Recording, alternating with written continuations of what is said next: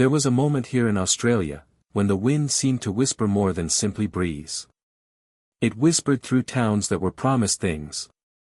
Towns where people arrived with their savings packed into crates and their futures folded into brochures printed by men who had already done their calculations and knew the numbers did not work, but printed the brochures anyway. Towns where the promise was the product. And the people who came in good faith were the last to know. There is a particular grief that belongs to people who believed something official. Who read the government report, trusted the surveyor's assessment, followed the instructions of the scheme, and arrived to find the description and the place were two entirely different things. It is not the grief of bad luck. It is the grief of having been told, deliberately, something untrue. We are counting down 5 Australian towns built on a lie. Some were sold through brochures so dishonest the settlers had no recourse when they arrived. One was built on a political compromise so cynical that both sides knew nobody actually wanted it, but announced it as a triumph of vision. And one town's founding lie was not about the land at all. It was about what the land contained, and what breathing the air above it would eventually cost. Like this video if you have ever suspected the official version of a story is missing something important. Subscribe because one day you will want to know which promises were never meant to be kept. Let's break it down. Number 5. Canberra, Australian Capital Territory. Canberra was not founded on a lie about the land. It was founded on a lie about agreement. When Federation brought the Australian colonies together in 1901, Sydney and Melbourne could not agree on which city should be the capital. The compromise written into the Constitution. A new capital, at least 100 miles from Sydney, in New South Wales, was administrative surrender dressed in the language of vision. The site selected in 1908 was a cold, windy valley of sheep country chosen not because anyone wanted to live there but because it was sufficiently inconvenient to both cities to seem fair. Public servants relocated not because the city offered what had been promised but because their jobs were moved there. One early resident wrote that Canberra was the loneliest city in the world. Not because it was remote, but because it was invented. And invented places take generations to become real. Canberra is today a functioning, prosperous city. The lie was absorbed into its foundation and something real grew from it. But the founding intention was never a great city. It was a way of ending an argument.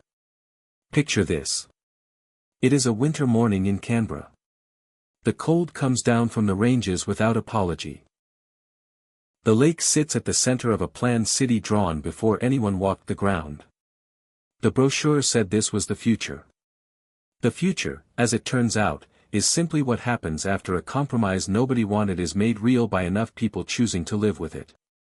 Number 4. Mildura, Victoria. Mildura was sold through one of the most ambitious promotional campaigns in Australian colonial history. The Chaffee brothers arrived in Victoria in the 1880s with a proposition. The dry mallee country along the Murray could become a fruit-growing paradise through irrigation. Their brochures were masterworks of selective truth, green photographs, promising testimonials, financial projections that might have been achievable if everything had been exactly as described. The settlers who came, many of them English migrants with little farming experience, arrived to find a different reality.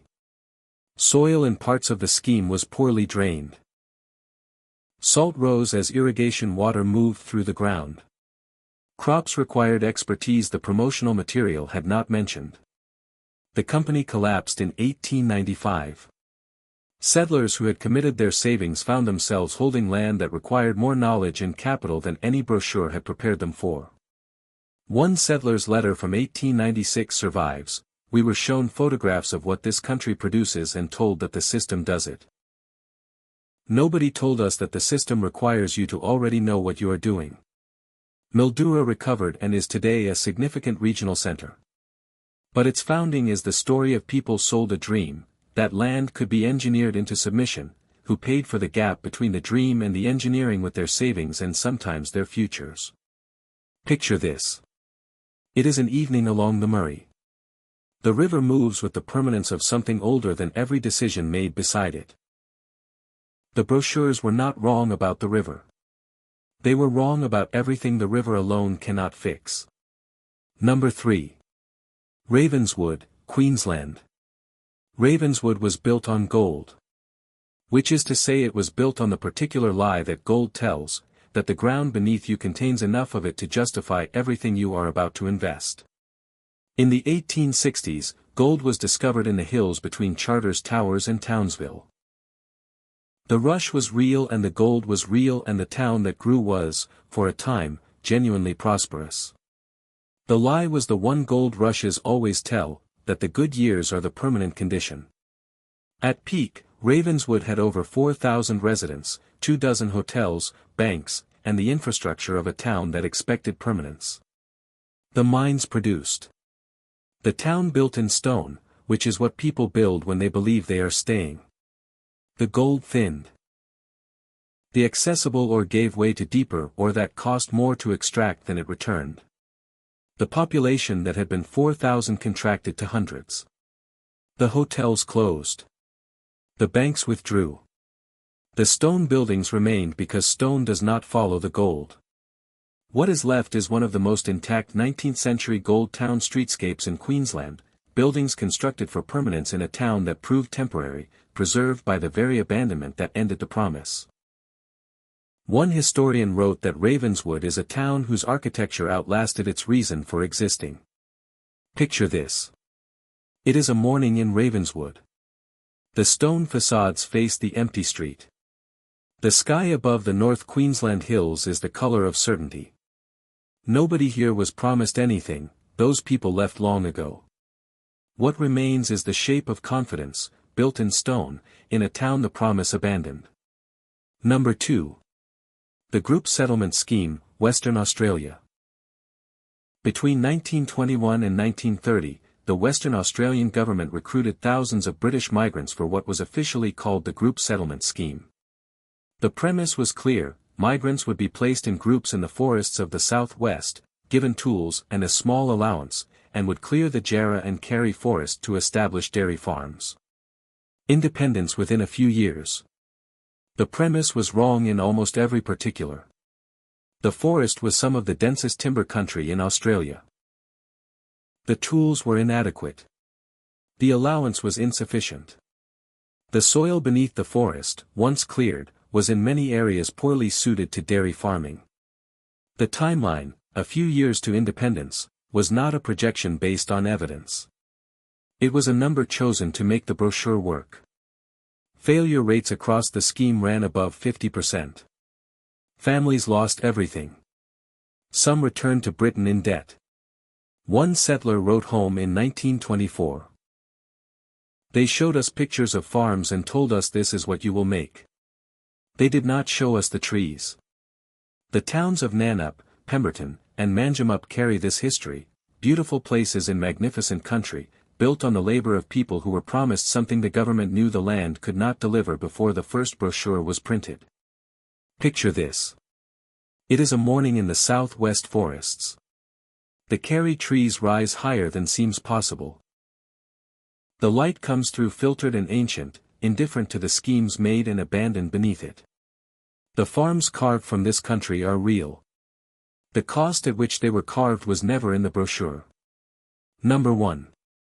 Burra, South Australia. Burra's lie was told in copper. In 1845, one of the richest copper deposits in Australia was discovered in the dry hills of the mid-north. The monster mine was not metaphor, it was description. The ore was extraordinarily rich and the town that grew around it grew with the confidence of a place that believed itself permanent.